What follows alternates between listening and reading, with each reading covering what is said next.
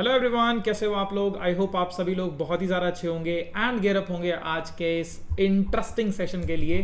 मेरा नाम है आकाश एंड मैं आपका स्वागत करता हूं दृष्टिकोण में। दृष्टिकोण, जैसा कि आपको पता है, this is a place where we provide you guys the right perspective and right perspective से कुछ भी अचीव किया जा सकता है। We have extensively talks about this thing in the last session itself. ठीक है, so this is me. I hope you can see me. this is I think a better way to interact with you guys as well. Let me just make myself a little bigger. I think this is fine. Okay, so हमने last class में कुछ polity के बारे में discussion किया था। एक minute, late me just move forward and okay, this is a brief introduction about myself.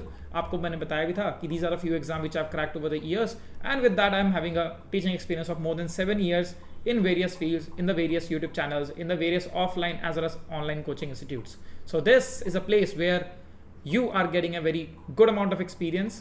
वो एक्सपीरियंस जो कि आपको खाली पढ़ाना नहीं जानता है, आपके एक्चुअल में एग्जाम क्रैक करने में बहुत ज़्यादा हेल्प करवाएगा।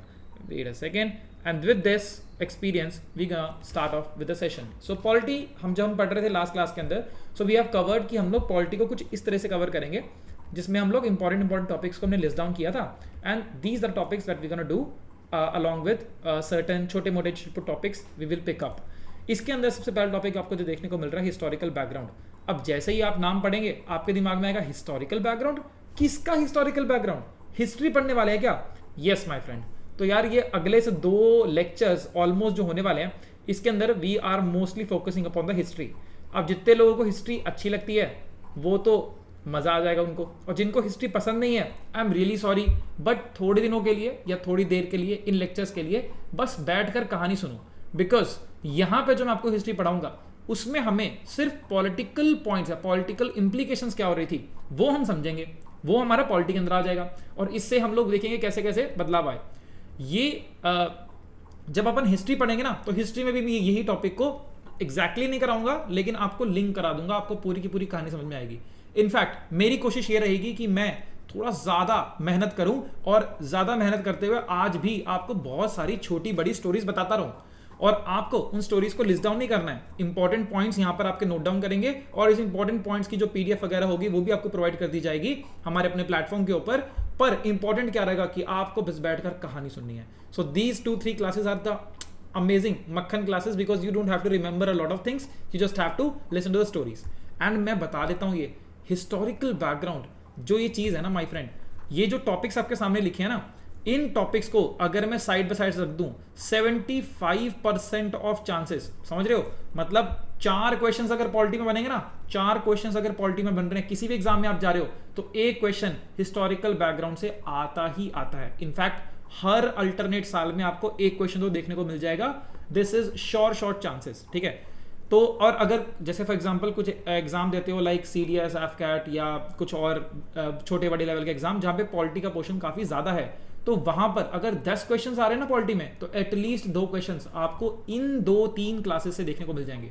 तो मेरी कोशिश ये रहेगी कि मैं आपको 2 क्लासेस में खत्म कर दूं। अगर बहुत ज्यादा कंटेंट लग रहा होगा तो we will break that classes into 2 parts. Okay, चलो विदाउट फर्दर अडू, बातें बहुत सारी हो गई हैं, तो शुरुआत करते हैं आज के सेशन के साथ। परंतु यार मुझे याद आ रहा है, क्या याद आ रहा है कि यार एक टॉपिक तो कल रह ही गया था। वो क्या टॉपिक रह गया था? अगर आपको याद आ रहा हो, सेपरेशन ऑफ पावर्स। मैंने बताया था आपको नेक्स्ट क्लास में बता दूंगा कि सेपरेशन ऑफ पावर्स का कॉन्सेप्ट था।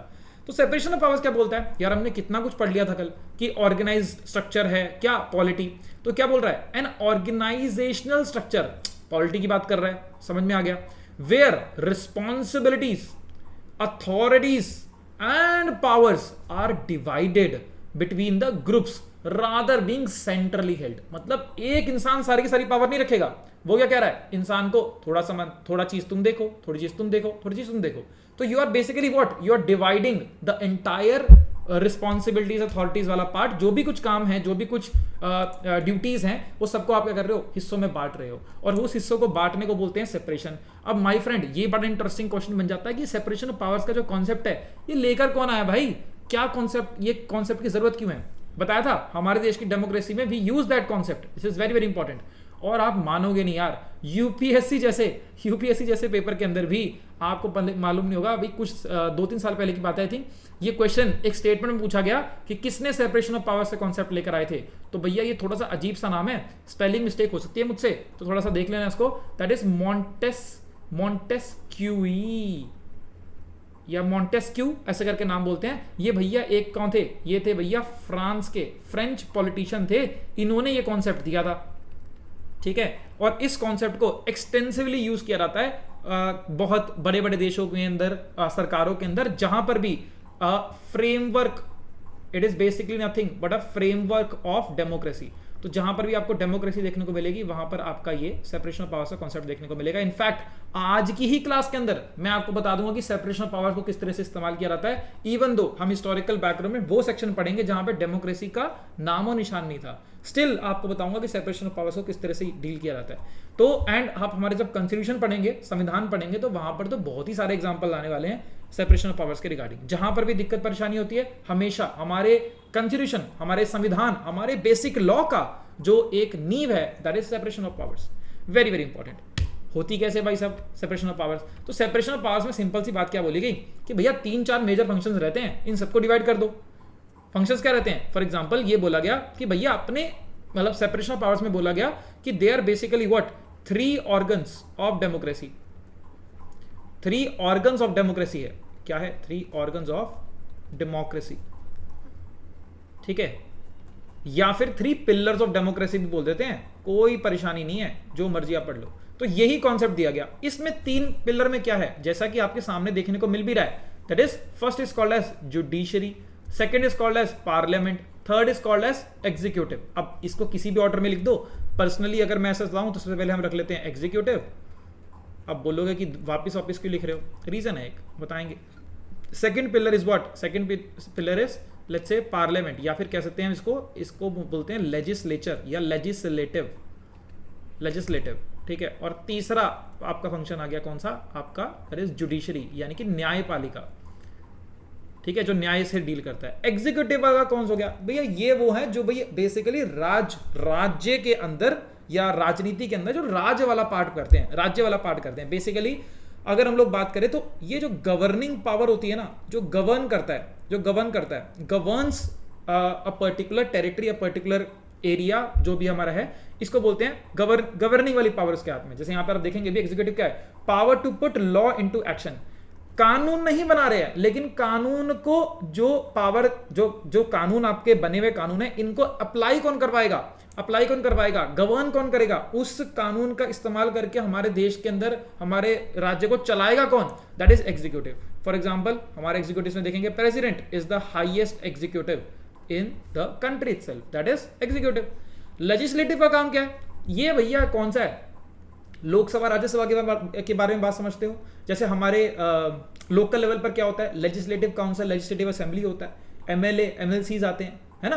तो वो कहां से आते हैं, वो यही तो है, दैट इज दिस लेजिस्लेटिव का काम क्या होता है भैया, इनका काम है कि भैया ये क्या बनाएंगे, कानून बनाएंगे।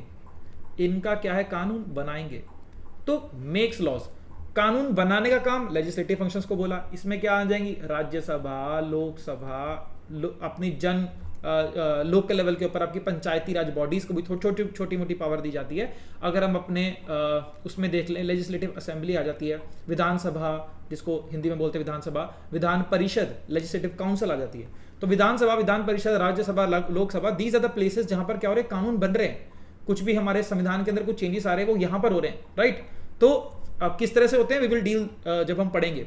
तो यहां पर कानून बना रहे हैं और इस कानून का इस्तेमाल करके देश को चला कौन रहा है, एग्जीक्यूटिव चला रहे हैं। तो जुडिशरी का काम क्या हो गया भाई साहब, जुडिशरी का काम वेरी वेरी इंपॉर्टेंट, वो ये देखती है भाई साहब कि जो भी अगर कहीं पर भी कानून बन रहे हैं और इसको गवर्निंग के अंदर जो ये इंटरलिंकिंग है, इसमें कहीं पर भी दिक्कत आएगी, तो ये जुडिशरी का काम है कि वो मेक श्योर करेगी कि भैया सही कानून बनाए जाए और सही कानून के मद्देनजर हमारे देश को गवर्न किया जाए। जहां पर भी दिक्कत आएगी वहां पर क्या आ जाएंगे, ये बीच में आकर बोलेंगे भैया this is right and this is wrong. तो बेसिकली क्या है, कानून का पालन करते हुए किस तरह से इसको चलाया जा सकता है, सिस्टम को चलाया जा सकता है, उसे बोलते, उसका काम किसको सौंप दिया गया, जुडिशरी को सौंप दिया गया। अगर हम अंग्रेजी की बात करें तो इसमें एक वर्ड निकला आता है जिसको बोलते हैं एडजुडिकेशन। तो ये क्या करता है, एडजुडिकेट्स द एडजुडिकेट्स और लॉज, जो कानून को एडजुडिकेट करता है। इसका मतलब क्या हो गया, अगर हिंदी में बात करूं तो पालन सही से हो रहा है कि नहीं, इसका मतलब क्या होता है पालन, तो पालन सही से हो रहा है कि नहीं ये देखने का काम किसका, जुडिशरी का है। अब ये लिखा क्यों मैंने, लिखा इसलिए माय फ्रेंड कि जब ये सेपरेशन ऑफ पावर्स का कॉन्सेप्ट दिया गया था तो इसमें तो सिर्फ ये डिस्कस किया गया था कि भैया पे 3 पिलर होते हैं, परंतु एक हेल्दी डेमोक्रेसी, क्या बोला मैंने, हेल्दी डेमोक्रेसी वो है जिसके अंदर एक चौथा पिलर और भी होता है जिसको बोला जाता है what, that is press, media. Media because ये क्या करता है, निष्पक्ष तरीके से तीनों को बेसिकली यहां पर डील करता है, निष्पक्ष तरीके से बताता है कि भैया what is right, what is happening and what is not. Informative तरीका है, मतलब ज्ञान बांटता है मीडिया। मीडिया बताएगा कि जुडिशरी सही से काम कर रही है, लेजिस्लेटिव सही से काम कर रहा है, एग्जीक्यूटिव सही से काम कर रहा है कि नहीं। तो ये इन तीनों के ऊपर एक और बॉडी काम कर रही है, वो क्या काम कर रही है, प्रेस और मीडिया। कॉन्सेप्ट वाइज जो दिया था उसमें 3 ही पिलर के रिगार्डिंग बात की थी, लेकिन चौथा हमारे हिसाब से डेमोक्रेसी की जब हम बात कर रहे हैं तो डेमोक्रेसी में चौथा पिलर होना बहुत ज्यादा जरूरी है। So this is my friend very very important concept, framework of democracy very important. इसीलिए भी अगर आपको याद आ रहा हो तो मैंने आखिरी क्लास के अंदर आपको, लास्ट के अंदर जो लोग लास्ट तक जुड़े थे उनको पता होगा, एक फ्रीडम हाउस की आपको रिपोर्ट पढ़ाई थी जिसके अंदर हमारे इंडिया की एक पर्टिकुलर रैंकिंग थी। एक बार बताना मुझे करंट रैंकिंग क्या है, लिखो जरा नीचे, ठीक है, या टेक्स्ट है ना, जो भी आपको टेक्स्ट का ऑप्शन दिख रहा है जस्ट टेक्स्ट में, ठीक है, कि बताओ भाई कि वो कौन सी क्या रिपोर्ट के अंदर हमारी डेमोक्रेसी इंडेक्स में क्या चल रही है रैंकिंग। और साथ में अगर उसी फ्रीडम हाउस के अंदर देखो तो फ्रीडम हाउस एक इंटरनेट रैंकिंग वाली रिपोर्ट भी पब्लिश करता है। वो क्यों करता है, क्योंकि वो मानता है भाई फ्रेंड कि भैया डेमोक्रेसी की जब बात करें तो press and media has to be there. अब एक इंटरेस्टिंग क्वेश्चन, क्या हमारे देश के अंदर प्रेस और मीडिया जो है वो एक्चुअल में you know is it under something और इज इट, मतलब वो खाली नैरेटिव पुश कर रहे हैं या फिर वो बिल्कुल फ्री है। तो ये आप लोगों से जानना चाहूंगा आपका क्या पर्सपेक्टिव है, बिकॉज आजकल ये बहुत ज्यादा न्यूज में चल रहा है, ठीक है। तो this is a separation of powers का कॉन्सेप्ट जो कि पेंडिंग टॉपिक रह गया था। Now coming to the very very important topic which is called as historical background. तो भैया हिस्टोरिकल बैकग्राउंड में आपकी हिस्ट्री चलेगी और देख सकते हैं यहाँ पे नाव तो आ गई है, तो इस नाव में अपन किसको लेकर आएंगे, तो भैया इस जहाज का नाम था रेड ड्रैगन, इसलिए रेड कलर से हमने लिख दिया रेड ड्रैगन। ये भैया जो रेड ड्रैगन का जहाज है इसके अंदर कुछ लोग यहां से आएंगे। लगभग बेसिकली क्या होता है 1599 के अंदर एक क्वीन एलिजाबेथ 1 से चार्टर साइन करवा दिया गया था। एक इंसान यहां पर आया और उस इंसान ने देखा कि भाई यहाँ पे तो बहुत कुछ चल रहा है, इससे पहले पुर्तगाली लोग भी आ चुके हैं, बहुत कुछ बढ़िया बढ़िया हो रहा है, तो भैया हम क्यों यहाँ पर क्या कहते हैं, हम क्यों नहीं क्या कहते हैं अपना प्रॉफिट कमाने के लिए यहाँ पर आए। तो वो वहां पर जाके क्वीन एलिजाबेथ 1 को बताता है एंड अल्टीमेटली धीमे धीमे धीमे करके 1605 तक ईस्ट इंडिया कंपनी हमारे देश के अंदर पधार चुकी होती है। क्वेश्चन और डाउट जहां पर समझना, क्योंकि आज ये कॉन्सेप्ट समझ लोगे तो कभी दिक्कत नहीं आएगी, बिल्कुल बेसिक से पढ़ा रहा हूं मैं आपको। भाई साहब ये जो आप समझना है कॉन्सेप्ट क्या है, मैंने क्या बोला, ईस्ट इंडिया, चलो पूरा लिख देते हैं, ईस्ट इंडिया कंपनी आएगी। फॉर रेफरेंस जहां पर भी कंफ्यूजन आती है आप इसको रिलेट कर दो किसी भी कंपनी से जो कि आपके दिमाग में आती है, कोई भी बहुत बड़ा एम्पायर, बहुत बड़ी company. For example my friend अपने इंडिया से डील करते हैं तो लेट्स से जियो या फिर रिलायंस एक कंपनी है। तो क्या हो रहा है अपने देश से बाहर, फॉर एग्जांपल अभी मान लेते हैं कि अफ्रीकन कंट्रीज में जाना है, तो अफ्रीकन कंट्रीज में बेसिकली क्या करना चाह रही है, इंडिया बोलती है कि हमें प्रॉफिट कमाना है, जिसको भी जहां प्रॉफिट मिलता है वहां जाओ। तो अगर हमारे देश की रिलायंस कंपनी या जियो कंपनी बोले कि भैया हमें मार्केट दिख रहा है कहां पर, अफ्रीका के अंदर, तो अफ्रीका के अंदर हम जाकर क्या अपना मार्केट स्टैब्लिश कर ले, वहां से प्रॉफिट कमा के लाएंगे और आपको भी दे देंगे। तो बोले ठीक है भैया जाओ। अगर इसी तरह से शिप के अंदर जियो कंपनी अपना जो भी कुछ लोगों को लेकर है ना, कुछ भी ट्रेड के लिए कुछ भी चीज लेकर वो वहां पर चली जाए, तो उस तरह से ही आप रिलेट कर पाओ कि ईस्ट इंडिया कंपनी हमारे देश में आई थी। तो ईस्ट इंडिया कंपनी का मतलब क्या, ब्रिटेन नहीं आ गया यहां पर, ब्रिटेन की एक मात्र प्राइवेट कंपनी वो यहां पर आई है इंडिया के अंदर धंधा करने के लिए। और आप समझोगे इस चीज को, इस बेसिकली जो बिजनेस यहां पर करेंगे, जो यहां पे स्टैब्लिश करेंगे, ये 100 साल सिर्फ एक कंपनी राज करेगी, ब्रिटिशर्स राज नहीं करेंगे, 100 साल कंपनी राज करेगी। और उसके 100 साल, उसके बाद वाले 100 साल क्या होगा, बेसिकली जैसे आपको बता देता हूं, अभी आपको स्टोरी समझाऊंगा, उसमें क्या होगा कि जैसे आपको देख ही लेते हैं। फॉर एग्जांपल आपको बताऊंगा ये कंपनी यहां पर आती है, कंपनी आने के बाद हल्के हल्के अपने पैर पसारने शुरू करती है और बेसिकली एक बहुत बड़ा, आपको पता है 1757 के अंदर बैटल ऑफ प्लासी नाम की एक चीज होती है, अगर आपको याद आ रहा हो, कुछ कुछ आपने हवा में पढ़ा हो, battle of Plassey that happened. और इसके बाद क्या होता है, ये सब स्टोरी कैसे हुई, क्या हुई, we will discuss in history वाला पार्ट। बैटल ऑफ प्लासी होती है, और बैटल ऑफ प्लासी के बाद क्या होते हैं, ईस्ट इंडिया कंपनी के पास बहुत ज्यादा पावर आ जाती है। मैं हमेशा क्या बोल रहा हूं, ईस्ट इंडिया कंपनी के पास बहुत ज्यादा पावर आ जाती है, और जैसे ही पावर आती है फिर आपको पता है कि अच्छा पावर आ जाती है, और अगले 100 साल वो हमारे ऊपर राज करेगी। पहले यहाँ पे सिर्फ और सिर्फ बैटल ऑफ प्लासी, बेसिकली ये आपका बंगाल का एरिया को कब्जा करती है। उसके बाद बंगाल के बाद आपके बड़े जो प्रोविंस थी, मद्रास था, देन आपका मैसूर था, इन सब के ऊपर भी वो पावर ग्रैब्स कर लेती है। Mumbai was also part of it. ये सबके सब करते करते करते ये east India company became very very powerful. तो 1757 was a turning point in the history जब ईस्ट इंडिया कंपनी पावर में आई। और ये कौन है, खूब ब्लडी मर्दानी, वो तो झांसी वाली रानी थी। तो this happened to be in 1857, ये 1857 में हुआ था। तो क्या हुआ, 1757 से 1857 किसने राज किया, my friend, east India company ने राज किया। और इसके बाद क्या होगा, 1857 का जो रिवोल्ट होता है उसके बाद इन्हें समझ में आ जाता है कि इस तरह से काम नहीं चलेगा, तो ईस्ट इंडिया कंपनी को बाहर निकाल के फेंक देते हैं। और कौन पावर में आते हैं, अब समझ लो, अगर जियो कंपनी से कुछ ना संभले तो जियो कंपनी को बोलेंगे तुम रहने दो, हम एज एन इंडियन गवर्नमेंट अगर किसी एक पर्टिकुलर, ऑल्दो हमारे 10,000 साल के इतिहास में ऐसा कभी नहीं हुआ कि हमने जाकर कहीं पर रूल किया हो, पर अगर ऐसी जरूरत पड़ जाए तो क्या करेंगे, इंडियन कंपनी क्या बोलते हैं अपनी इंडियन गवर्नमेंट अगर इंडियन फोर्सेस को भेज दे, साथ ही साथ में इंडियन लोगों को भेजे वहां पर जाके एडमिनिस्ट्रेशन करने के लिए, उस जगह को फिलहाल के लिए for temporary period of time के लिए रूल करने के लिए। तो उसे वैसा हुआ था जब 1857 के बाद, रिवोल्ट के बाद, रिवोल्ट नहीं थम पाया, ऑलमोस्ट हमें फ्रीडम मिली जाती बट नहीं मिल पाई। तो उसके बाद इन्हें समझ में आ गया, तो ब्रिटिशर्स ने बोला कि भैया अब कंपनी से ना हो पाएगा, हम खुद आएंगे। तो यहां से क्या होता है, 1857 से, और हमारे देश को 1957 इंडिपेंडेंस मिलती है। तो 1857 से 1947 तक ऑलमोस्ट 100 साल फिर से आप देखोगे तो यहां पर किसने रूल किया, यहां पर ब्रिटिशर्स ने रूल किया। ब्रिटिशर्स कौन से हो गए, जो भैया वो लंदन वंडन में बैठे हैं वो लोग। तो ये इन्होंने रूल किया, मतलब गवर्नमेंट ने रूल किया, गवर्नमेंट ने रूल किया। एक तरह से कह सकते हो कि ओवरसीज टेरिटरी की तरह हमें अज्यूम किया गया, इस तरह से हमारा काम चल रहा था। तो समझ रहे हो, 100 साल उन्होंने, 100 साल लगभग इन्होंने, 200 साल का ऑपरेशन हमारे ऊपर हुआ। अब मैंने ऑपरेशन बोला है, ऑपरेशन नहीं, ठीक है, ऑपरेशन इज डिफरेंट। ऑपरेशन यानी कि उत्पीड़न, वो कहते हैं, मतलब जो क्या कहते हैं, मतलब अभी हिंदी वर्ड मुझे याद नहीं आ रहा है, बट लेट इट बी। अब हमारी जो स्टोरी है आजकल वो हम पढ़ देंगे, वो इस जोन को पढ़ रहे हैं। इस जोन का नाम थोड़ा डिफरेंट है, तो समझते हैं फर्स्ट इस जोन को क्या बोलते हैं। यहां पे किसने राज किया, कंपनी ने राज किया। तो भैया इसका नाम मैं क्या रख दूं, कंपनी रूल। कंपनी रूल है ना।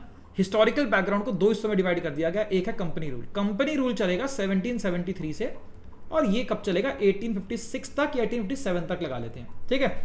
वैसे ही सॉरी, हाँ ठीक है, कंपनी रूल। और इसके बाद क्या होगा, इसके बाद आएगा भैया आपका crown rule. Crown rule, crown मतलब वो सर पे पहनते हैं ना, ताज पहनते हैं, ताज का मतलब बेसिकली हम कह रहे हैं क्वीन का रूल आएगा। तो क्राउन रूल आएगा। क्राउन रूल कब से शुरू होगा, 1857 से शुरू होगा, या 1858 बोल देते हैं, because government of India act जो आएगा 1858 में आएगा। और ये कब तक चलेगा, 1947 तक चलेगा, और 1947 में फाइनली हमें आज़ादी मिल जाएगी। तो आज की कक्षा में हम लोग इस पार्ट को डिस्कस करने की भरपूर कोशिश करेंगे, और दूसरे जो इसके बाद जो आएगा वो यहाँ पर आएगा। इन दोनों को ज्वाइंटली मिलाकर आपके 110% एक क्वेश्चन पूछा ही जाएगा एग्जाम के अंदर। ये आज ही लिखकर बांध कर रख लो, ठीक है। यहां तक क्लियर है, सिस्टम क्लियर है, बिल्कुल आसानी चल रहे हैं, बिल्कुल जीरो चल रहे हैं, बिल्कुल बेसिक चल रहे हैं, ठीक है। चलो, तो भैया सबसे पहले क्या होगा, समझना क्या आपको, ये जो कंपनी रूल हो रहा है ना यार, इसके अंदर एक कॉन्सेप्ट लगेगा। मैं आपको चीट कोड दे रहा हूं, पहले की पहले एक चीट कोड आपको पकड़ा रहा हूं। इस चीट कोड को समझना जब भी आप कंपनी रूल पढ़ रहे हो। और वैसे एक चीट कोड आपको पकड़ाऊंगा क्राउन रूल के अंदर। उस चीट कोड को अगर आप समझ लोगे तो पूरा का पूरा क्राउन रूल आपको समझ में आ जाएगा कि व्हाई दिस इज हैपनिंग, ठीक है। चीट कोड इज कि क्राउन रूल जब हम पढ़ेंगे तो यहां पर एक कॉन्सेप्ट निकल कर आएगा। वो कॉन्सेप्ट का नाम है भैया सेंट्रलाइजेशन। सेंट्रलाइजेशन का मतलब क्या होता है, किसी भी चीज को इकट्ठा कर देना, एक सेंटर की ओर लेकर आना, और इस सेंटर से ही सब चीजों को रूल करना है। बेसिकली समझ में आ रहा है, मतलब कमिंग टू द सेंटर। इसका उल्टा क्या हो जाएगा, वो हो जाएगा डिसेंट्रलाइजेशन। मतलब अलग अलग, मेरे पास सारी पावर नहीं है, मैं कुछ पावर इसको दे दूंगा, कुछ पावर इसको दे दूंगा, कुछ पावर इसको दे दूंगा। Are you getting it. जैसे कि आपके पिता जब आप छोटे थे, बचपन में छोटे थे, तो आपके घर की लगभग सारी पावर किसके हाथ में होती थी, आपके पिताजी के। अब जैसे जैसे आप बड़े होते जा रहे हो, he can trust you, she can trust you, या मदर कैन ट्रस्ट यू, तो वो क्या कर रहे हैं, अब कुछ कुछ पावर आपको बांट रहे हैं कि भैया आप ये वाला संभालो, आप वो संभालो, आप वो संभालो। तो उसे क्या बोलेंगे, डिसेंट्रलाइजेशन। तो अभी आप कहोगे कि नहीं, आप डिसीजन आपसे भी पूछे जाएंगे, कि भैया अगर कोई घर का डिसीजन लेना है बड़ा तो आपकी राय भी मैटर करती है। बचपन में मैटर करती थी क्या? आपको बताइए। तो बेसिकली था क्या, अगर आप देखें 1764 के आसपास, अब ये 1764 का टाइम क्या है, बैटल ऑफ प्लासी हो चुकी थी, बैटल ऑफ बक्सर जो होती है 1764 के टाइम पर होती है, उसके बाद ही दीवानी राइट्स वगैरह के पावर आए थे। बेसिकली बहुत ज़्यादा क्या कहते हैं आपके ईस्ट इंडिया कंपनी पावरफुल होती जा रही थी। तो आपको थोड़ा सा, अगर मैं आपको देखो स्टोरी चल रही है तो स्टोरी लिखूंगा, आपको याद रखने की जरूरत तीन चीज़ों को, but wait a second, let me just use different one. तो बेसिकली क्या था ना, जो ईस्ट इंडिया कंपनी थी वो तो इंडिया में बैठी है, इंडिया में जो बैठी है वो क्या चला रहे हैं, क्या मतलब किस तरह से चला पा रहे हैं। तो एक ना कॉन्सेप्ट था, सॉरी एक तो क्या बोलते हैं, कुछ ग्रुप ऑफ लोग होते हैं जिनको बोलते थे कोड ऑफ डायरेक्टर्स, क्या बोलते थे, COD, मैं लिखवा दूंगा आपको, कोड ऑफ डायरेक्टर्स बोलते थे। ये करीबन 24 लोग हुआ करते थे, ठीक है, मतलब उस टाइम पर 24 लोगों की टीम हुआ करती थी। यही क्या करते थे, सब कुछ पूरा का पूरा मैनेज करते थे। इसके अंदर क्या होते थे, फर्दर बहुत सारे कमेटीज बनाई जाती थी और वो क्या करते थे, हमारे देश को कहीं ना कहीं रूल करते थे। This was a highest body थी कोर्ट ऑफ डायरेक्टर्स। लिख ही देता हूं मैं क्योंकि आगे भी नाम मेंशन होगा, कोर्ट ऑफ डायरेक्टर्स, ठीक है। और यही लोग रिपोर्ट कर रहे हैं, ये इंडिया को चला रहे हैं और ये रिपोर्ट कर रहे हैं किसको, जो वहां पर ब्रिटेन के अंदर बैठा है ना, उसको रिपोर्ट कर रहा है कि भाई ये चल रहा है, ये चल रहा है, ये चल रहा है। ये 1773 तक ये स्ट्रक्चर चलता रहेगा, 1773 तक ये स्ट्रक्चर चलता रहेगा। इस पर इसमें कुछ ना कुछ चेंजेस आने शुरू हो जाएंगे, ठीक है। तो ये था। अच्छा, जब देखेंगे आप, देखो नवाब ऑफ बंगाल, ठीक है, यहां पर नवाब ऑफ हैदराबाद दिख रहा है आपको, मैसूर दिख रहा है, ऐसे करके दिख रहा है। अगर हम लोग बात करें तो हल्के हल्के करके 1764 के बाद भी क्या होंगी, बहुत सारी लड़ाई चलती रहेंगी और लड़ाइयों के साथ साथ क्या होता रहेगा, ब्रिटिशर्स का जो एरिया है वो क्या होता है, बड़ा बड़ा होता रहेगा। तो आप समझेंगे यहाँ पर 3 मेजर प्रेसिडेंसीज बनाई उसने। प्रेसिडेंसीज मतलब क्या, एक राज्य बनाया, एक बड़ा सा एरिया बना लिया और बोला कि यहाँ पर ब्रिटिश का रूल है। हर जगह ब्रिटिश का रूल अभी नहीं है। मैं किस कहने की बात कर रहा हूँ, 1764 की बात कर रहा हूँ। तो लगभग आपको देखेंगे यहाँ पे 3 मेजर प्रेसिडेंसीज आई। पहली मेजर प्रेसिडेंसीज क्या थी, दैट इज फॉर एग्जांपल आपकी बंगाल, बॉम्बे एंड आपकी कौन सी, मद्रास। तो ये 3 आपकी मेजर प्रेसिडेंसीज बनाई गई। ये तीनों की तीनों अलग तरीके से काम कर रही थी। मतलब यहां जो रूल हो रहा है, यहां जो रूल हो रहा है, यहां जो रूल हो रहा है, बिल्कुल डिफरेंट हो रहा है। कर अल्टीमेटली COD लोग ही कर पा रहे हैं, लेकिन ये रूल क्या हो रहा है, बिल्कुल डिफरेंट हो रहा है, कोई दिक्कत नहीं है। अब क्या कोशिश की जाएगी कि इन सब को यार अलग अलग मैनेज करना तो बहुत मुश्किल है, तो क्या किया जाए, इन सब को लिंक कर दिया जाए, इन सबको लिंक कर दिया जाए। और सबसे बड़ा जो एरिया उस टाइम पर था वो क्या था, मतलब बंगाल का एरिया था। तो क्या किया जाएगा, पूरे के पूरे देश में जितने भी हल्के हल्के करके जितने भी एरियाज वो ऐड करते रहेंगे, सारे के सारा एरिया किसके ऊपर फोकस होगा, दैट इज एक सेंटर, एक कैपिटल बन जाएगी बेसिकली, उसको बोलते हैं बंगाल। तो ये बंगाल के आसपास पूरा का पूरा एरिया घूमने लगा, पूरा का पूरा एरिया फोकस होने लगा। सेंटर ऑफ पावर जो बन गया वो क्या बन गया, आपका बंगाल बन गया। तो ये है कॉन्सेप्ट ऑफ सेंट्रलाइजेशन। अभी हम पढ़ेंगे तो आपको पता लगेगा कि बंगाल को सेंटर बना दिया गया, बाकी सबके सब किसको रिपोर्ट करेंगे, बंगाल को रिपोर्ट करेंगे। For example Delhi is a centre, तो दिल्ली क्या बेसिकली हमारा सेंट्रलाइजेशन कॉन्सेप्ट है। अब बोलोगे अच्छा तो डिसेंट्रलाइजेशन का कॉन्सेप्ट क्यों नहीं है, बिल्कुल हमारे यहां वो भी है, हमारे यहाँ पे स्टेट है और हर स्टेट की कैपिटल है, वो क्या है, डिसेंट्रलाइजेशन का कॉन्सेप्ट है। समझा दूंगा आपको जब हम पढ़ेंगे क्राउन रूल। और यहां पर क्या हो रहा है कि ऑन होल जो देखा जा रहा है वो क्या है आपका, कि एक पूरे देश की एक कैपिटल है, that is centre of the country is Delhi, that is centralization का कॉन्सेप्ट है। कोई दिक्कत नहीं, इतनी परेशानी के लिए बात नहीं, कॉन्सेप्ट मैटर नहीं करता, जो हमें चीजें अल्टीमेटली आपको याद ही करनी है, बट मैं लिंक करने की कोशिश कर रहा हूं सो दैट आपको इजी रहे चीजें समझने में, चीजें पढ़ने में और कॉन्सेप्ट दिमाग में बिठाने में, ठीक है। रेक्टिफिकेशन तो कोई भी कर लेगा यार, ठीक है।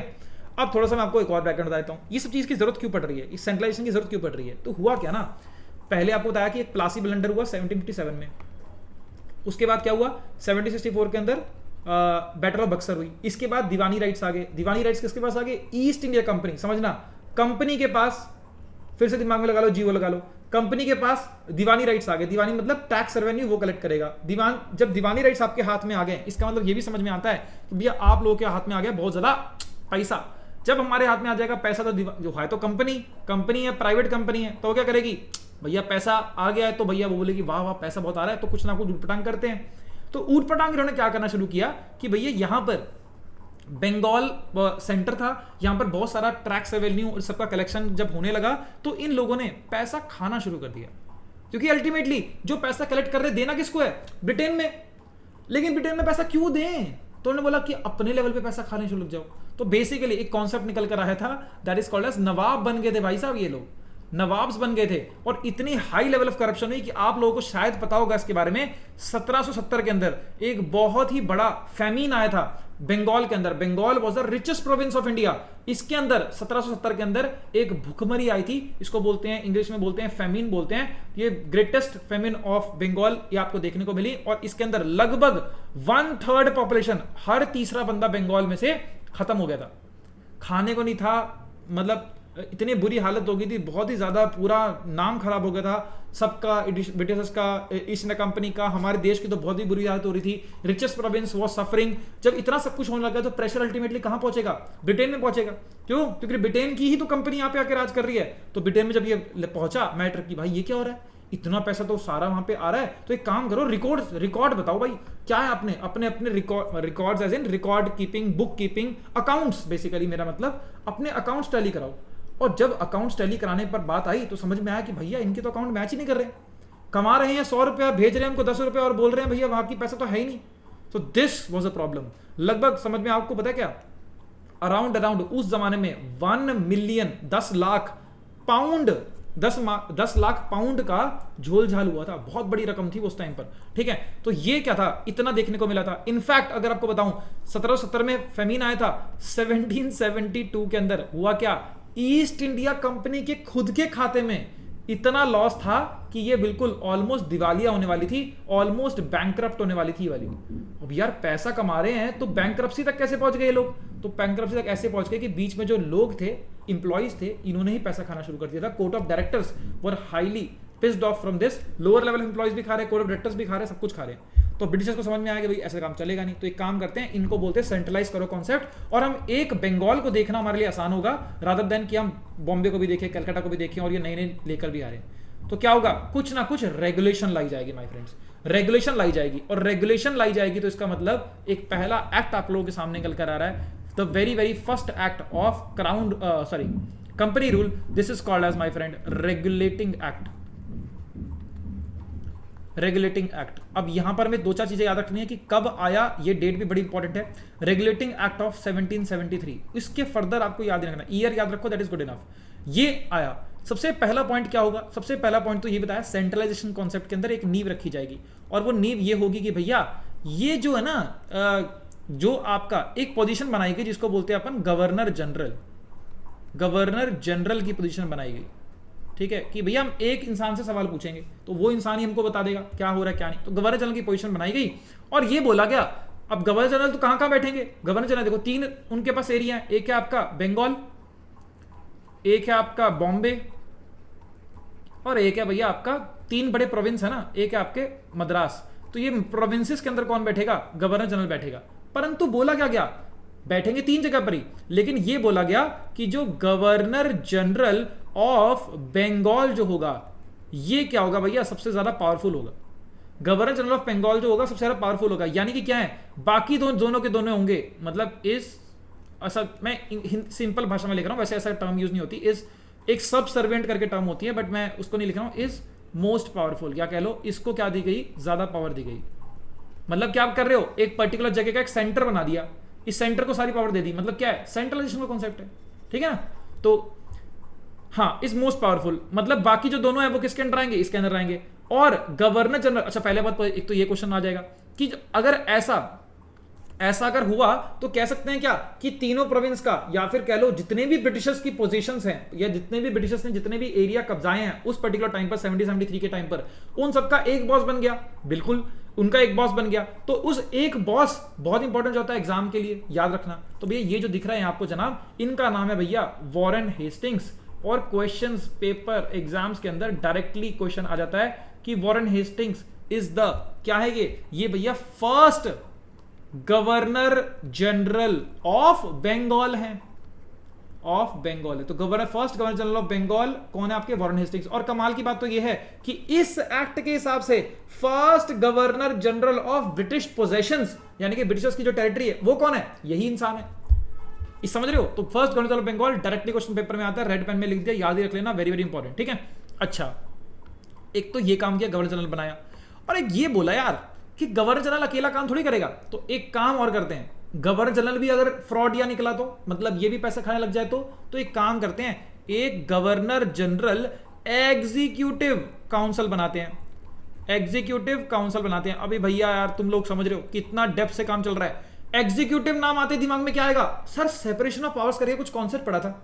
हाँ आज ही पढ़ा है, उसमें था एग्जीक्यूटिव, जुडिशरी और लेजिस्लेटिव। हमें तीनों का काम पता है। एग्जीक्यूटिव का काम क्या था? वो गवर्निंग में काम करता था, गवर्नेंस में काम करता था। तो क्या बोल रहा है कि ये गवर्नेंस में, ये काउंसिल में बेसिकली क्या है, खाली उनका बॉस कौन है? ये गवर्नर जनरल। और यहां पर इसके अंदर, यहां पर रूम में 4 लोग और बैठेंगे, वो इस बंदे की हेल्प करेंगे कि वो अब जो एरियाज को रूल करने में आसानी हो। ये 4 लोग बैठेंगे। तो याद रखना, एक गवर्नर जनरल एग्जीक्यूटिव काउंसिल बनाई जिसमें क्या होंगे, 4 मेंबर्स होंगे +1 वो खुद कौन होगा? गवर्नर जनरल होगा। ये बना दिया गया। अब इसमें तो दिक्कत आएगी, अभी देखना आप, ठीक है। उसके बाद very very important question, examination perspective से अगेन इंपॉर्टेंट, सबसे पहला देश का सबसे पहला सुप्रीम कोर्ट बनाया गया। अभी भैया खाली उसको पावरफुल थोड़ी करना है, सुप्रीम जुडिशरी को भी पावरफुल करना है। समझना, ये हमारे देश में डेमोक्रेसी नहीं ला रहे, लेकिन ये कुछ कुछ प्रोविजंस को यूज कर रहे हैं सो दैट लोकल लेवल के ऊपर कुछ ना कुछ गवर्नेंस बेटर हो जाए, ठीक है। सुप्रीम कोर्ट बना, कहां बना? कैलकाटा में बना। कैलकाटा में कहां बना? फोर्ट विलियम में बना। भाई साहब क्वेश्चन डायरेक्टली पूछे जाते हैं, डायरेक्टली। ये क्या है? At Fort William, at Calcutta. और कब बना माय फ्रेंड्स, कब बना? ये भी इंपॉर्टेंट है, 1774 में बना। एक क्वेश्चन और पूछ सकते हैं यार, सुप्रीम कोर्ट का पहला जज कौन था माय फ्रेंड? तो याद रखना, इसको भी याद रखना, that is Elijah Impey. Elijah Impey was the first जज ऑफ दिस कोर्ट। और इंटरेस्टिंगली इनफ एक चीज और याद रखना, ये जो सुप्रीम कोर्ट एट कैलकाटा ये फोर्ट विलियम में बना है, यही फोर्ट विलियम माय फ्रेंड वो चीज है जहां पर एक भाई साहब आने वाले टाइम पर आएंगे जिसका नाम है वेल्सली भाई साहब आएंगे। और वेल्सली भाई साहब इसको उठाकर किस में कन्वर्ट कर देंगे? एक स्कूल में कन्वर्ट, एक कॉलेज में कन्वर्ट कर देंगे, जो कि करेंगे कब? 1800 में करेंगे। रिलेट कर करके चीजें पढ़ोगे तो दिमाग में ज्यादा समझ में आएगा। और वो भी इनफैक्ट आप जून में देख रहे हैं, तो जून के अंदर ही ये कवर करेंगे, दैट इज आउट देयर। तो 2-4 क्वेश्चन हमने पढ़ लिए पहले ही एक्ट से, बहुत बढ़िया।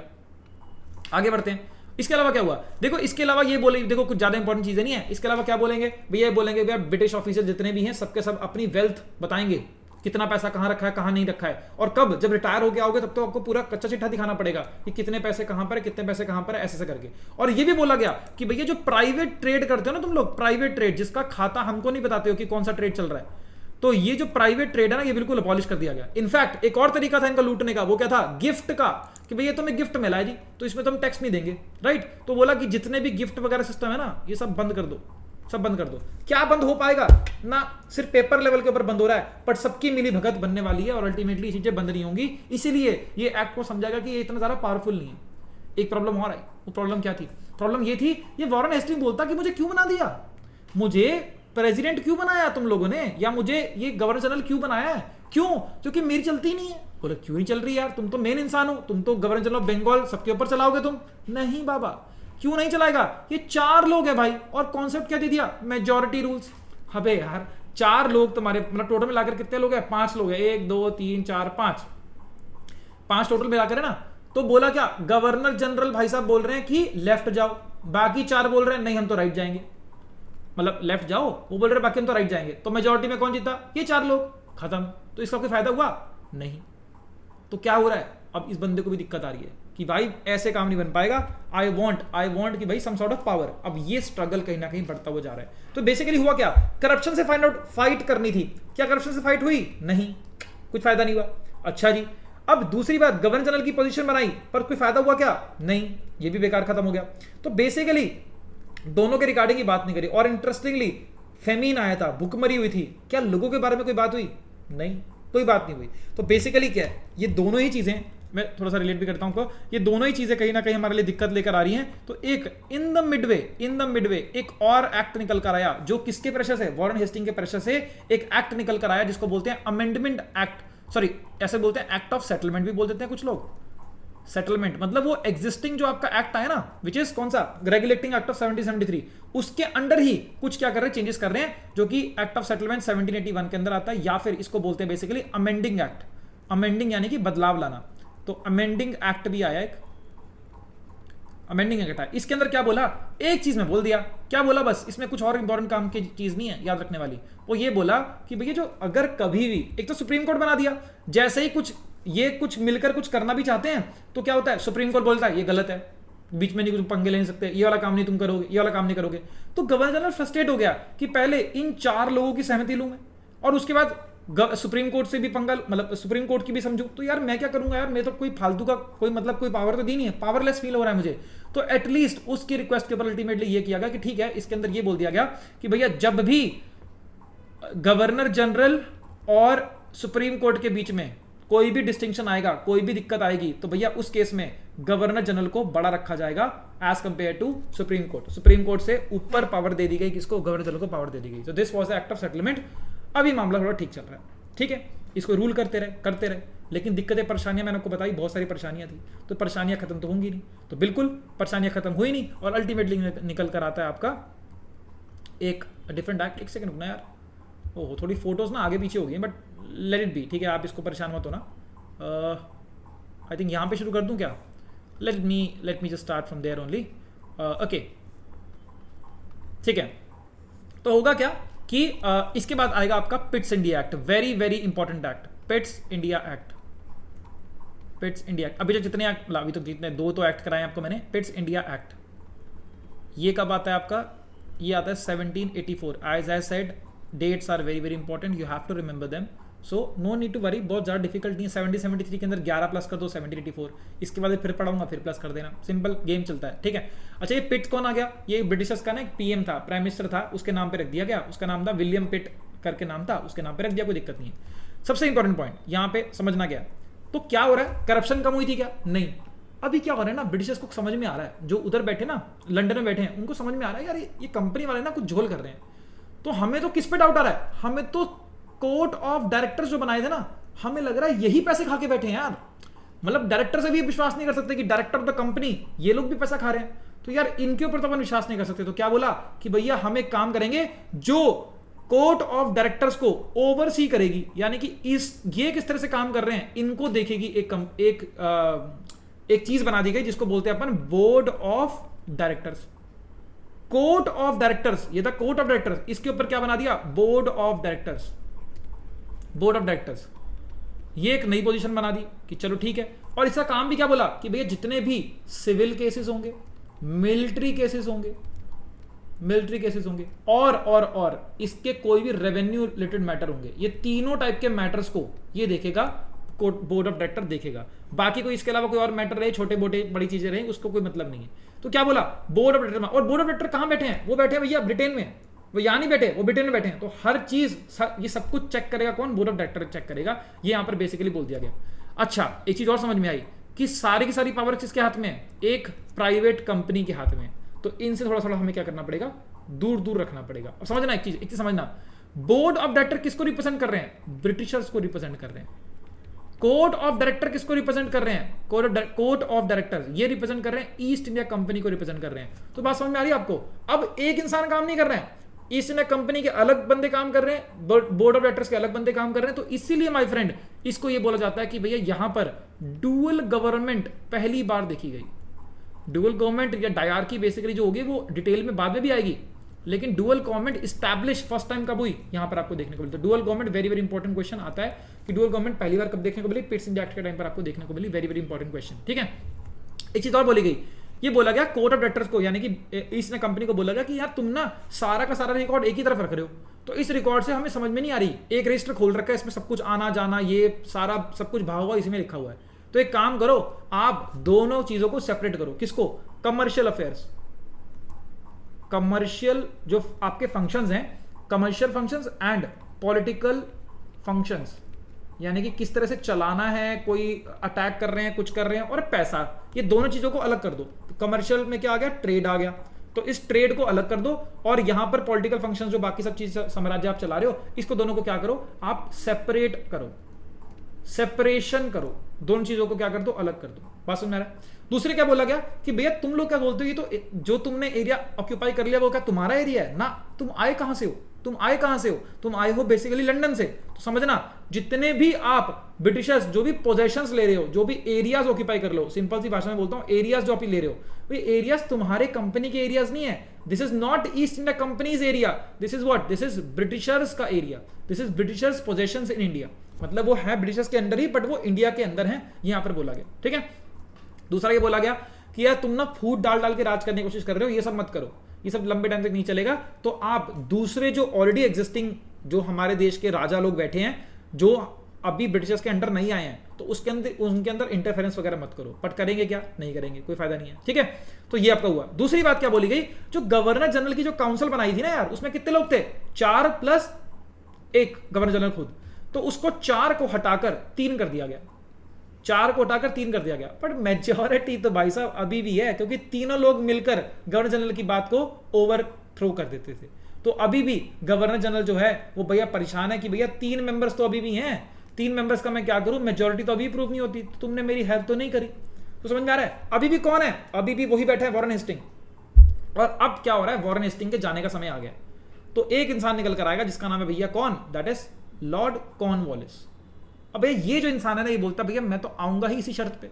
किस शर्त पे? कि भैया पहले तो मेरे को पावर चाहिए, ये सब नहीं चलेगा कि भैया 3 लोगों को मनाओ, इनको मनाओ, उनको मनाओ। अब तो तुम्हें कोर्ट ऑफ डायरेक्टर्स भी लेकर आ गए, बोर्ड ऑफ डायरेक्टर्स लेकर आ गए, कोर्ट ऑफ डायरेक्टर्स अलग से पड़े थे। मैं तो परेशान हो जाऊंगा भाई, मेरे पास पावर कहाँ है, मेरे पास कोई पावर नहीं है। तो भैया एक काम करो, पहले तो मुझे पावर दो।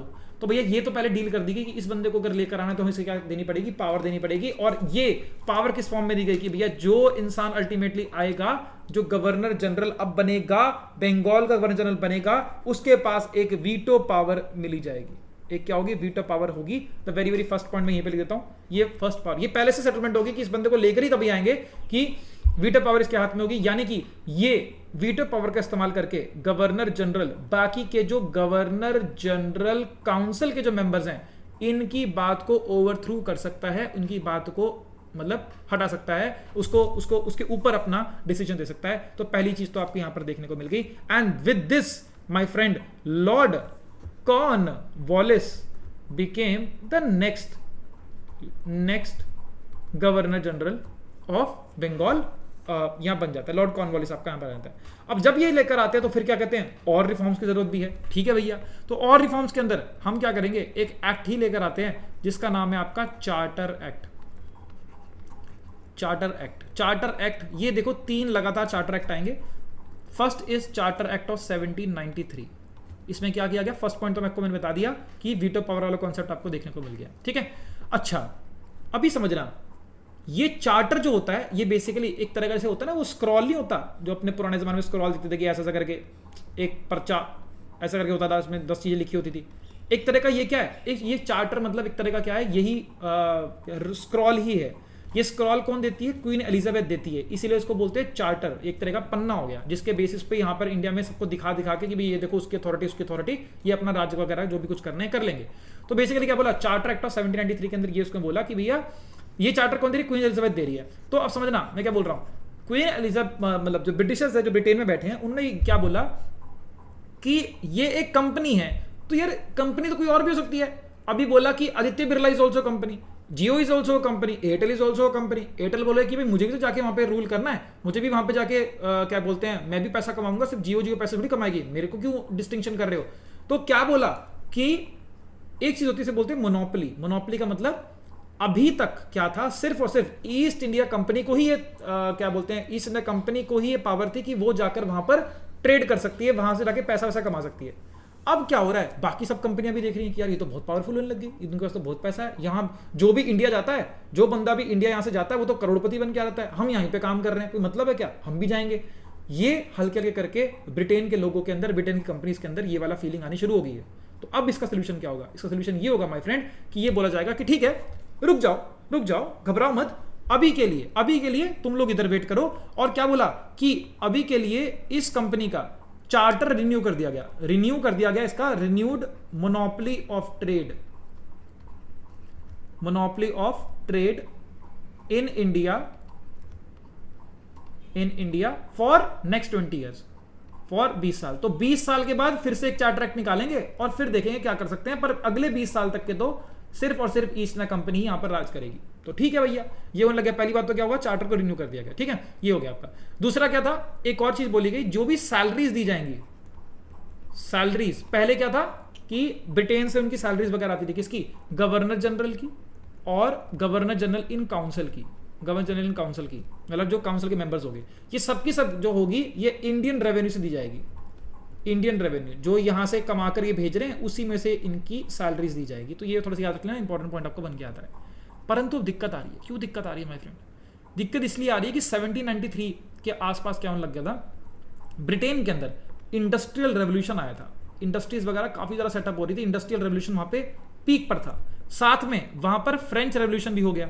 फ्रेंच रेवोल्यूशन के अंदर क्या हुआ था, अगर आपको थोड़ा याद हो, एक इंसान का नाम जिसका नाम है नेपोलियन।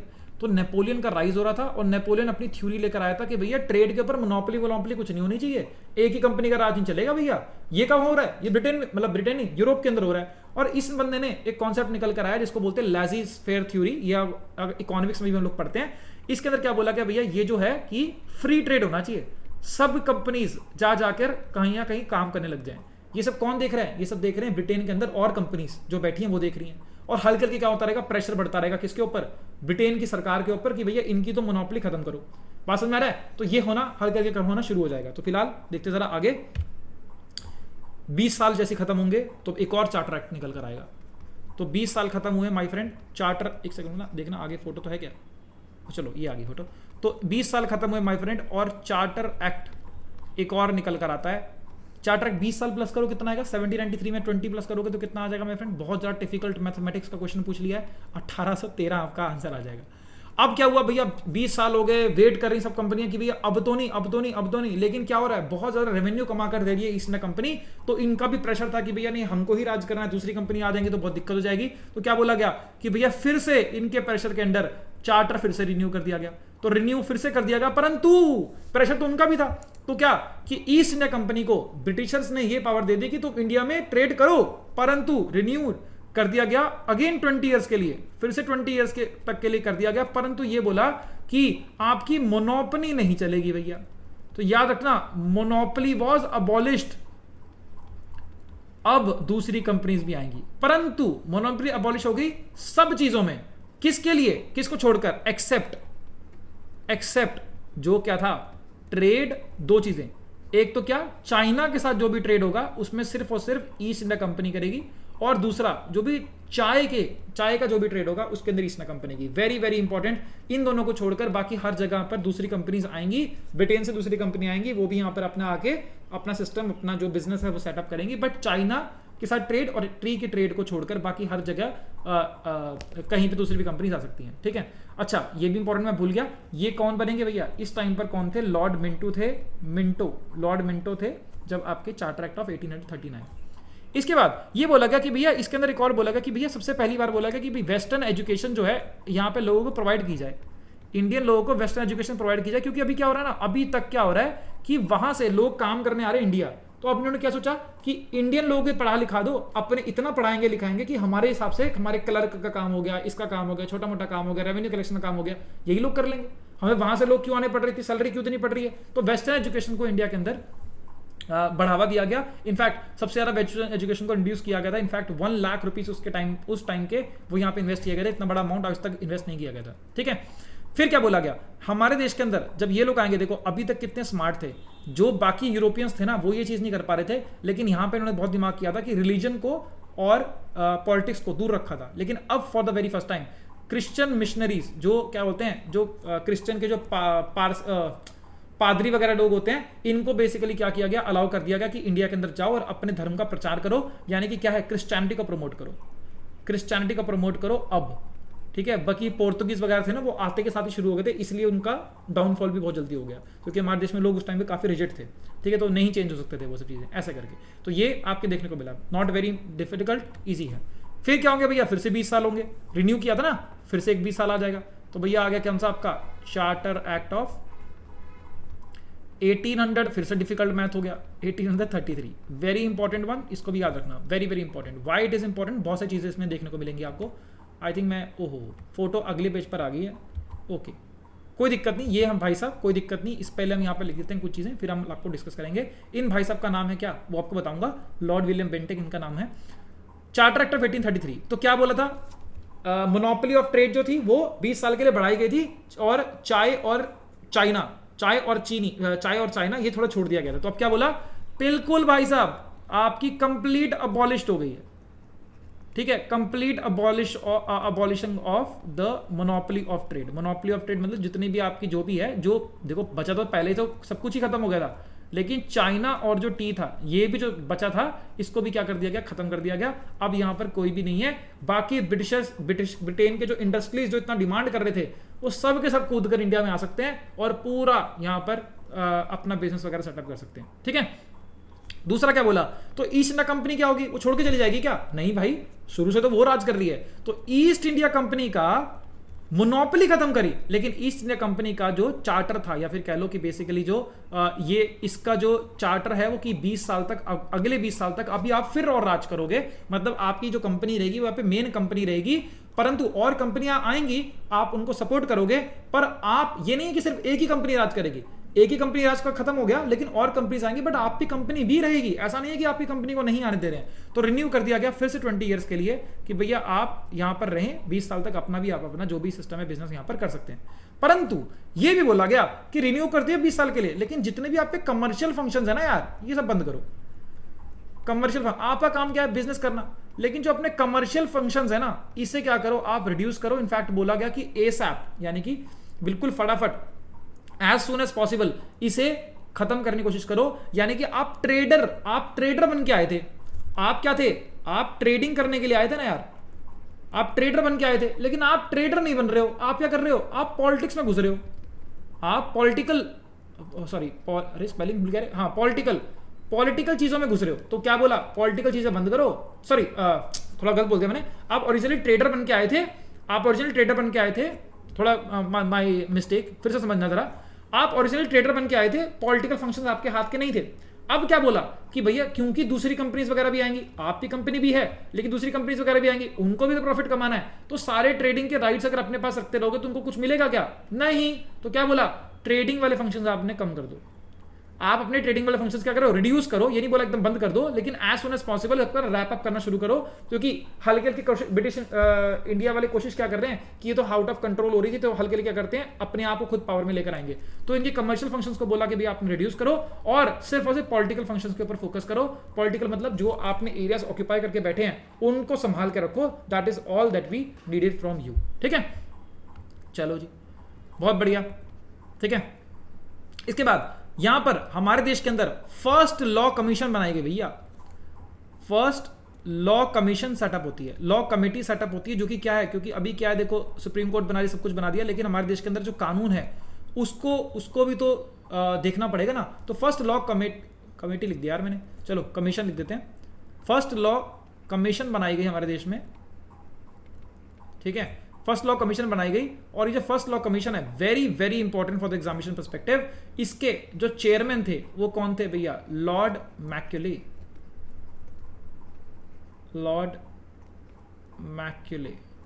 तो लॉर्ड मैक्यूले के अंडर एक लॉ ये कमेटी बनाएगी। इसका काम क्या होगा, ये बेसिकली अल्टीमेटली जाकर क्या बनाएंगे, आईपीसी, सीआरपीसी, आपको पता है ना, इंडियन पिनल कोड है ना, ये सब क्या होता है, ये बनाएंगे। ये अल्टीमेटली 1862 के अंदर जाके एप्लीकेबल भी हो गया था, आईपीसी सीआरपीसी वाला। अगर आपको पता हो तो आज के टाइम पर ये आईपीसी और सीआरपीसी नहीं रहे, क्या बन गया, आईपीसी बन गया भैया बीएनएस, भारतीय न्याय संहिता, और ये क्या बन गया, ये बन गया बीएनएसएस। इसको बोलते हैं क्या, भारतीय नागरिक क्या बोलते हैं अपना, सुरक्षा संहिता। तो ये बन गए। ये बेसिकली कब आए थे, ये 2023 तक पे इंट्रोड्यूस हो गए थे, और ये दोनों के दोनों बेसिकली 2024 जुलाई 1 2024 को ये बेसिकली एप्लीकेबल हो गए थे। तो बीएनएस एंड बीएनएसएस अब चल रहा है। पहले आईपीसी सीआरपीसी ये बेसिकली 1862 के अंदर 1860 के अंदर आए थे, और 1862 के अंदर ये क्या हो गए थे, एप्लीकेबल हो गए थे। तो वेरी वेरी इंपॉर्टेंट, ये थोड़ा सा याद रख लेना, कहीं चलते फिरते दिमाग में पता होना चाहिए आपको। अच्छा जी, फिर इन्होंने क्या बोला कि यार कानून वानून बनाने, सॉरी लॉ कमीशन तो बना दी, कानून वानून तो बनाएंगे, लेकिन क्या है, जो आपकी गवर्नर जनरल काउंसिल है ना यार, इसके अंदर भी एक आध बंदा होना चाहिए, जो कि वरना एग्जीक्यूटिव ज्यादा पावरफुल हो जाएंगे। तो क्या करें, इसमें भी एक बंदा डाल देते हैं। तो क्या बोला, एक लेजिस्लेटिव मेंबर डाल दिया इसके अंदर। लेजिस्लेटिव मेंबर यानी कि जो कानून के बारे में जो ज्ञान रखता है, इसके अंदर ये मेंबर को डाल दिया गया। लेजिस्लेटिव काउंसिल के अंदर एक मेंबर ऐड कर दिया गया, फर्स्ट मेंबर। और फर्स्ट मेंबर कौन थे भैया, फर्स्ट मेंबर वाज इंट्रोड्यूस्ड, तो ये first such member was none other than the Lord Macaulay. तो लॉर्ड मैक्यूले को गवर्नर काउंसिल के अंदर यहाँ पर क्या कर दिया गया, ऐड कर दिया गया। उसके बाद एक काम और हुआ कि जो आगरा है इसको अलग कर दिया गया, किसमें से, आगरा प्रेसिडेंसी। अभी 3 प्रेसिडेंसी थी ना उनके अंडर, अभी 3 में से क्या करिए एक चौथी बना दी गई है, कहां से, बंगाल। तो बंगाल से अलग करके ये क्या कर दी गई, एक बंगाल को अलग करके आगरा प्रेसिडेंसी क्या कर दी गई, बना दी गई, बंगाल से निकालकर इसको अलग प्रेसिडेंसी घोषित कर दिया गया। तो दिस इज द केस। अभी आ गई है 4, कौन सी, बॉम्बे, बंगाल, कैलकाटा एंड या मद्रास कह लो, और आगरा। अब Agra became the this one, ठीक है। अच्छा, अब क्या बोला गया, एक very very important question my friend, this has been asked number of time in the exam, number of time in the exam. This my friend is, यहां पर यह बोला गया कि भैया जो गवर्नर जनरल ऑफ बंगाल है भाई साहब, वही गवर्नर जनरल ऑफ इंडिया कहलाएगा। सो क्या बोला गया, the governor general of Bengal will be called as governor general of India. India मतलब जो ब्रिटिश पोजेशंस है उन्हीं के अंडर आएगा गवर्नर जनरल ऑफ इंडिया। और first governor general of India, first governor general of India that became as, who is the one, that is Lord William Bentinck. अभी तक का सबसे पावरफुल इंसान जो बन गया वो क्या है, लॉर्ड विलियम बेंटिक बन गया। क्वेश्चन कैसे घुमा फिरा के आते हैं, first governor general of India, sorry this is first governor general of India. अगर आपसे पूछे first governor general of independent India, वो है लॉर्ड माउंटबेटन, वो आपको बताऊंगा बाद में आएगा, अभी कहानी अभी पंगे लेनी है उसके, ये समझना, ठीक है। तो ये आपका आ गया। अब क्या बोला गया कि जितनी भी फाइनेंशियल पावर्स हैं, फाइनेंशियल पावर्स जो हैं आपकी, वो सारी की सारी फाइनेंशियल पावर्स किसके हाथों में दे दी गई, वो दे दी गई गवर्नर जनरल प्लस काउंसिल। और उस काउंसिल में एक लेजिस्लेटिव मेंबर भी बैठा है, वो आपको पता होना चाहिए, एक मेंबर ऐड हो गया बेसिकली, ठीक है। तो क्या बोला गया, ये आपका फाइनेंशियल पावर सारी की सारी दे दी। फिर ये बोला गया कि स्लेव्स वगैरह के ऊपर काम किया जाएगा, स्लेव्स वगैरह को अपलिफ्टमेंट की गई थी बट कुछ नहीं हुआ था, ठीक है। बोला गया कि जो पर्सनल लॉज वगैरह बनाएंगे उसमें लोगों को देखा जाएगा कि उसकी मैरिज स्टेटस क्या है, या पर्सनल लॉज जो है उनके हिसाब से लॉ बनाए जाएंगे, कुछ नहीं है। मुद्दा यहां पर समझेंगे तो क्या हुआ, यहां पर कोडिफिकेशन ऑफ लॉ हुआ। पहली बार आपके यहां पर लॉस को फ्रेम करने के लिए लॉ कमीशन बनाई गई, बहुत बड़ी बात थी। सेंट्रलाइजिंग प्रेजेंसी लेकर आए गए, क्योंकि यहां पे क्या हो रहा है, कानून बनाने का काम किसी एक इंसान को दे दिया गया, और अब दूसरे वाले काम जो हो रहे हैं दूसरे देख रहे हैं। तो क्या हो रहा है, कहीं ना कहीं निकल कर आ रहा है। एक चीज और देखना, याद रखना कि इंडियंस की पार्टिसिपेशन इन एम्प्लॉयमेंट, ये यहां पर आपकी थोड़ी बढ़ गई थी, इस वाले केस में आपको ये देखने को मिला, ठीक है। चलो एक और समझना कि यहां पर एक चीज और समझ में आती है कि भैया जो एग्जीक्यूटिव का काम है और जो लेजिस्लेचर का काम है, यानी कि जो कानून बनाने वाला काम है, इन दोनों को अलग रखना पड़ेगा। इसीलिए अभी क्या किया ना, इन्होंने रख तो दिया यहां पर एक चीज और समझ में आई कि यार अगर लेजिस्लेटिव यानी कि जो एक लॉ मेकिंग वाला मेंबर है, जो लॉर्ड मैकेली था, इसको अगर मैं एग्जीक्यूटिव, किसको, एग्जीक्यूटिव का मतलब जनरल काउंसिल जो है, इसके अंदर डाल दूंगा तो इनकी मिली भगत हो जाएगी। एक बंदा, ये तो बंदा एक ही है, और ये बंदे कितने हैं, 4 प्लस, मतलब पहले 3 थे अब 4 हो गए, तो 4 बंदे ये हैं। तो क्या हो जाएगा, ये आपस में नेक्सस बनाकर इनके पास कानून बनाने की पावर भी आ जाएगी और एग्जीक्यूटिव फंक्शंस भी आ जाएंगे। तो भाई इन दोनों को तो अलग अलग करना पड़ेगा, ये बात तो समझ में आ गई, अलग अलग करना पड़ेगा। वरना क्या हो जाएगा, अगर ये दोनों चीजें एक साथ मिलकर बनाने लग जाएं तो कानून भी यही बना रहे हैं, अप्लाई भी ये कर रहे हैं, और जुडिशरी को तो इन्होंने साइड में कर दिया। यानी कि माय फ्रेंड इसी को तो क्या बोलते हैं, डिक्टेटरशिप, जो हमने कल पढ़ा था, है ना, डिक्टेटरशिप। तो डिक्टेटरशिप में क्या हो रहा है, वही कानून बना रहा है, वही अप्लाई कर रहा है, तो भाई बाकी सब तो कुछ बचेगा ही नहीं, और कोर्ट वोट जैसी कोई चीज है नहीं। तो ये वाली चीज में थोड़ी दिक्कत आई कि लेजिस्लेटिव इशू इंट्रोड्यूस तो किया है पर अभी एप्लीकेबल नहीं है। तो ये इसी चीज को सॉल्व आउट करेंगे कब, नेक्स्ट वाले के अंदर। And this my friend became the charter act, last charter act है, चार्टर एक्ट ऑफ 1853। 2020 प्लस करते रहोगे तो आपका आ जाएगा, not very difficult to remember these things, okay. चलो सबसे पहली बात बोला क्या कि इस बार जो आपका ट्रेड का चार्टर है वो किया जाएगा क्या, बिल्कुल ट्रेड का जो आपका चार्टर था उसे रिन्यू तो किया गया, लेकिन इस बार ये मेंशन नहीं किया गया कि भैया 20 साल तक होना है कि नहीं होना, ये कोई मेंशन नहीं किया गया। हर बार 20 साल के लिए कर रहे थे ना, लेकिन इस बार 20 साल नहीं किया गया, बस बोल दिया कि हाँ ठीक है रिन्यू किया हुआ, जब मर्जी हटा देंगे, 20 साल वाला कॉन्सेप्ट नहीं किया। तो अब क्या हो रहा है, बेसिकली रैप अप करने का टाइम आ गया कि इसने कंपनी को बोलो निकलो यहां से, कुछ मामला अलग है। दूसरा क्या, एक प्रॉब्लम हमने आइडेंटिफाई की थी अभी कि लेजिस्लेटिव फंक्शन अलग होने चाहिए और एग्जीक्यूटिव फंक्शन अलग होने चाहिए। तो क्या किया गया, सेपरेट कर दिया गया, सेपरेट लेजिस्लेटिव,